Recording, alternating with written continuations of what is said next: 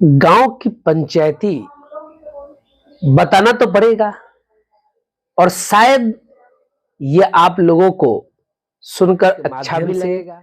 मुझे किसी के दिल दुखाने की कोई इच्छा नहीं है।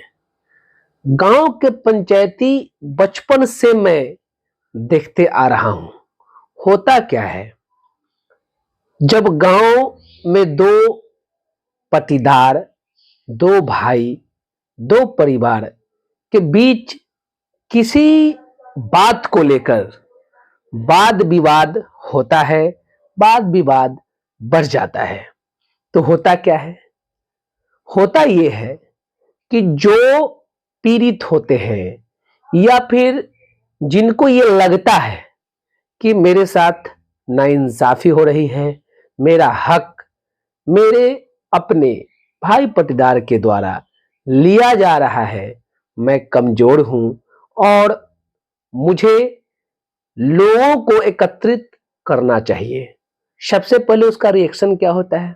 सबसे पहले उसका रिएक्शन होता है कि जो बेईमान तत्व के लोग होते हैं, जो सामंत वर्ग के लोग होते हैं, जो संख्या में अधिक होते हैं या फिर जो ताकत में अधिक होते हैं, वे उस पीड़ित लोगों को ये कहकर कि पारिवारिक मैटर है, इसमें दूसरा आकर क्या करेगा, मेरे परिवार का इज्जत चला जाएगा, मेरे परिवार का मान सम्मान चला जाएगा जब मेरे घर का बात बाहर आएगा।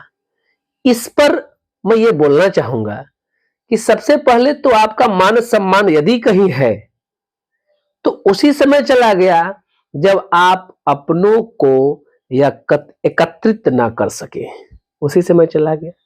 अब पंचायती करने में के लिए जो लोग आते हैं वो आप ही के गांव के लोग होते हैं, आप ही के समाज के लोग होते हैं, आप ही के भाई बंधु होते हैं। फिर मान सम्मान और इज्जत जाने जैसी कोई बात नहीं होती है। अब पंचायती बैठ जाता है। पंचायती में एक पक्षकार कुछ लोगों को बुलाकर लाते हैं, दूसरे पक्षकार कुछ लोगों को बुलाकर लाते हैं।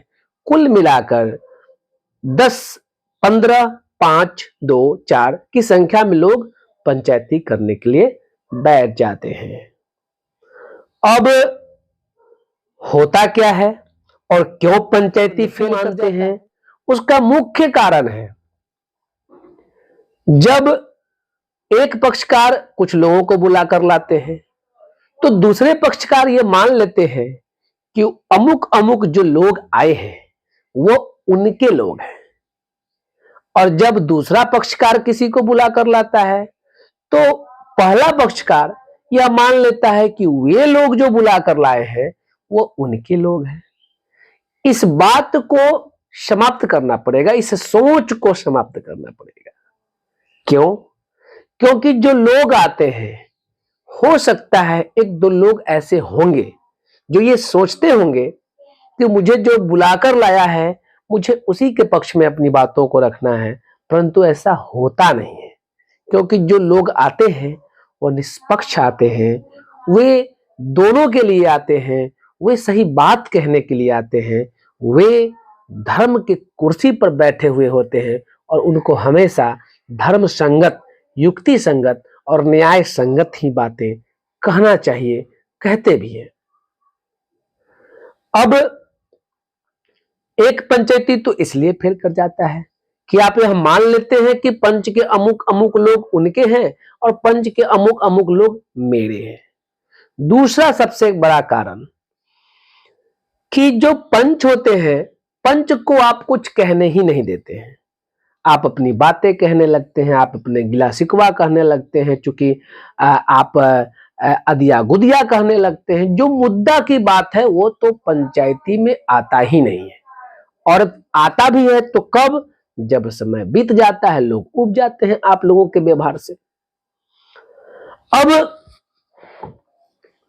जो पंच होते हैं यदि सही बात बोले तो सही बात अगर बोले तो जाहिर सी बात है न्याय होगा, किसी एक के साथ न्याय होगा। तो दूसरा लोगों को यह लग जाता है कि ये व्यक्ति जो है, जो सही बोल रहा है, वो मेरा नहीं है, वो दूसरे व्यक्ति का, उस पक्षकार का है, मैं उसका बात क्यों मानूं। और आप सही बोलने वालों को फेल कर देते हैं। पंच के लोग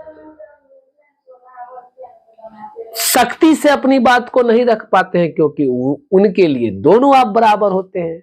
उनको भी यह डर होता है कि कहीं आप उनको अपना दुश्मन ना बना लीजिए, और दुश्मन तो बना भी लेते हैं।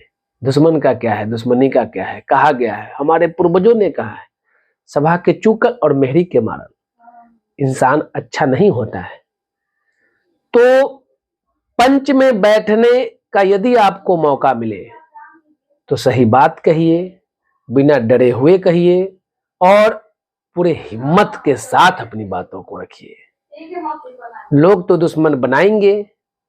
ये पहला पक्षकार अगर नहीं बनाया, पहला पक्षकार से तात्पर्य है जो पंचायती बुलाया है, अगर वह अपना दुश्मन आपको नहीं बनाया तो दूसरा पक्षकार बना लेगा। दुश्मन तो हर हाल में बन जाना है। और बहुत बड़ी पते की बात बताऊं, आज तक मैंने जितने भी लोगों को पंचायती करते देखा, दुख की बात है कि आज उन सारे लोगों के घर में विवाद है और वे अपना पंचायती ना कर सके, अपने भाई बंधु को एकत्रित ना कर सके। तो फिर पंच कहां, पंचायती कहां। वर्ष 2024 का होली आप सबों के लिए खुशियों का सौगात लाए। आप प्रसन्न रहें, खुश रहें, परिवार के साथ रहें। सारे दुश्मनी, दुर्भावना, वैमनस्यता को भुलाकर अपने परिवार के साथ इस होली को सेलिब्रेट करें। इन्हीं शुभकामनाओं के साथ मैं रमेश सिंह चंदेल एडवोकेट आज का यह वीडियो समाप्त करता हूं। नमस्कार।